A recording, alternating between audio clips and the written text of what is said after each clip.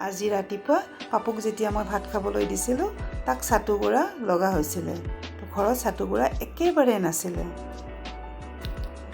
অফিচৰ পৰা আহোঁতে মই যিখন দোকানৰ পৰা চাটুগুড়া লওঁ তেখেতৰ ওচৰলৈ গ'লোঁ আৰু তাত গৈ গম পালোঁ যে তেখেতসকলে চাটুগুড়া এতিয়া নবনায়।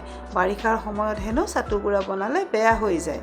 তেতিয়া মই মনতে ভাবিলোঁ আজি মই পাপুক নিজে বনাই চাটুগুড়া খুৱাম আৰু সেয়েহে মই ৰোষ্টেড বুটৰ পেকেট এটা লৈ আহিলোঁ আৰু ঘৰলৈ আহি মই এই ৰোষ্টেড বুটৰ পেকেটটো খুলি ল'লোঁ। খুলি চালোঁ চব ঠিকে আছেনে নাই আৰু তাৰপিছত মই সেইটো মিক্সিৰ জাৰত দি ভালদৰে গুড়ি কৰি লৈছোঁ।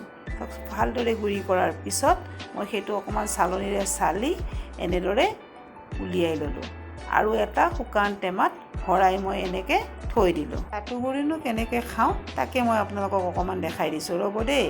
এনেদৰে এটা পিঁয়াজ লওঁ আৰু কেইটামান জলকীয়া লৈ সৰু সৰুকৈ কাটি লৈছোঁ আৰু ইফালে কেৰাহী এটা বহাই তাত মই অকণমান মিঠাতেল দি কাটি থোৱা পিঁয়াজ আৰু জলকীয়াখিনি ৰঙচুৱাকৈ ভাজি লৈছোঁ।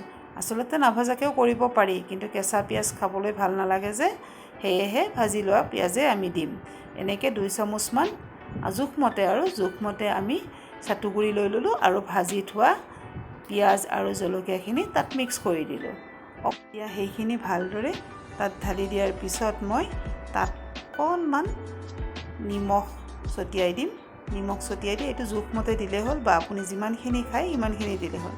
আৰু অকণমান কেঁচা মিঠাতেল দি দিলোঁ। কেঁচা মিঠাতেল দিলে ইয়াৰ সোৱাদটো বহুত বেছি হয়।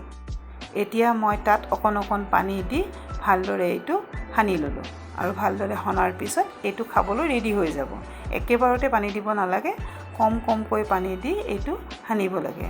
এইখিনি মই ৰাতি এতিয়া পাপুক খোৱাৰ কাৰণে ৰেডি কৰিছোঁ আৰু এতিয়া সি খাব।